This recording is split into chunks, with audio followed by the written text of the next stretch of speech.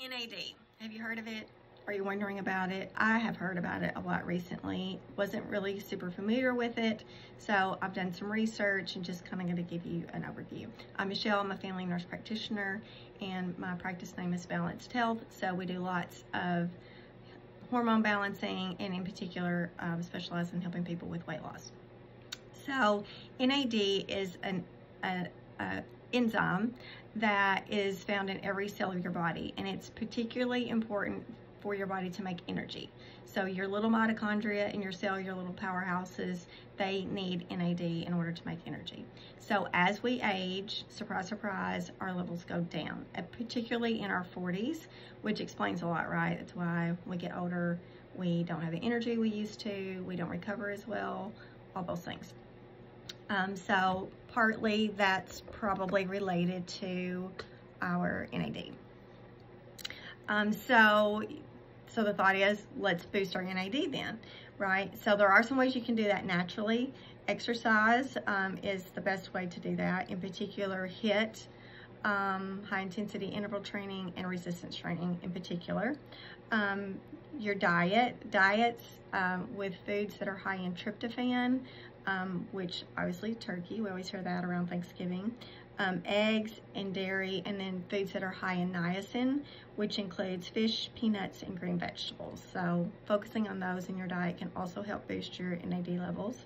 And then sleep, making sure that you get good quality sleep. Sleep's important for so many things, so if you're really looking to optimize your health, then that's got to be a part of your part of the mix.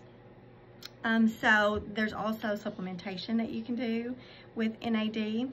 So it's a variety of ways. So you can take pills, you can order it even like off of Amazon. I'm always a little leery to order things off of Amazon or pick them up at Walmart because supplements are not regulated by the FDA, so there's no real oversight. So a lot of them unfortunately have fillers and don't always know for sure what you're getting. So that would be my least recommended option to get it. You can get it through a provider that can order like from a compounding pharmacy. So in that regard, you can get it in a nasal spray. So it would just be a spray once or twice a day, typically. You can get IV infusions if you happen to live somewhere where they have, you know, where you can get all these specialty health IV infusions. You can get it there.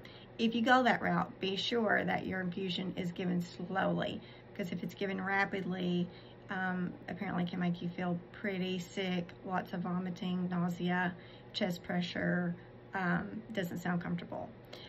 So if you get it, you can get it that way. Just be sure that it's not done like in 30 minutes. It needs to be probably 2 or 3 hours.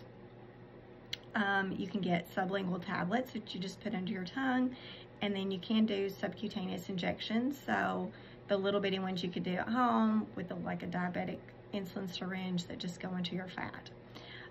So those are the different ways.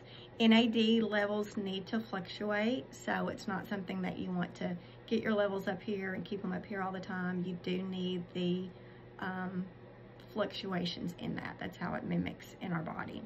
And it's not researched, like I said, because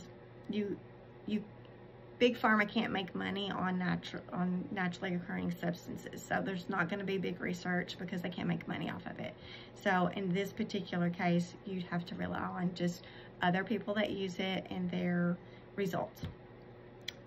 So we don't, because of that, we don't know the upper end of like, what's the max people should take? We don't know. So just keep that in mind when you are supplementing, that you don't, let's say you get a nasal spray and be like, I'm gonna do this. It says twice a day, but I'm gonna do it 10 times a day.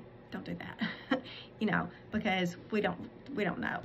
And then also, if you're someone who does have a known cancer, experts recommend that you don't take NAD because cancer has a high metabolic rate, and so the thought is that maybe if you boost energy, that the cancer would grow even more. So it's not recommended if you have an active known cancer.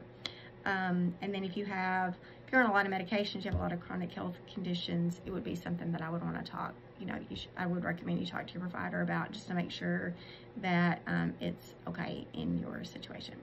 So hopefully that's helpful, and something I'm going to try myself. So I'll try to remember to do a follow-up video on my personal thoughts on it after I take it.